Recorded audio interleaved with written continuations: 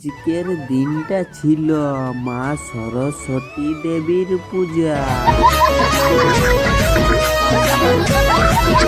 সকাল সকাল আমি চলে গেলি স্নান করতে। যাতে যাতে আমি দেখতে পাই ছেলেগুলা এখানে দমা কাজ করছে। সকাল সকাল মা সরস্বতীর পূজা, তাই ব্যস্ত সবাই কাজে। তারপরে আমি স্নানটা করার পরে আমি ভোগ নিয়ে চলে যাই স্কুলে। তো দেখছি বাইরটা তো ভালোই সাজানছে, আবার ভিতরটাও ভালোই সাজানছে। তারপর দেখছি 2-4 জন এসেছে, কিন্তু ঠাকুরের কোনো আতা পাতা নাই। তারপর আমি এদিকে ভোগটা রেখে দিই। তারপর আমি বাইরের দিকে যাই, দেখছি এইখানে ছেলাগুলা দমে ঢেলুয়া ঝুঁকছে।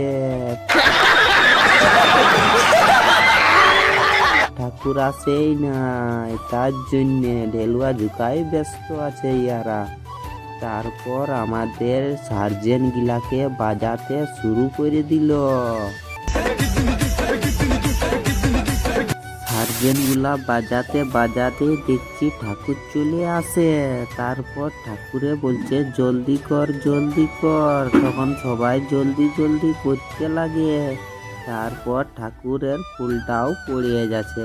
তারপর পূজা শুরু হয়ে গেল।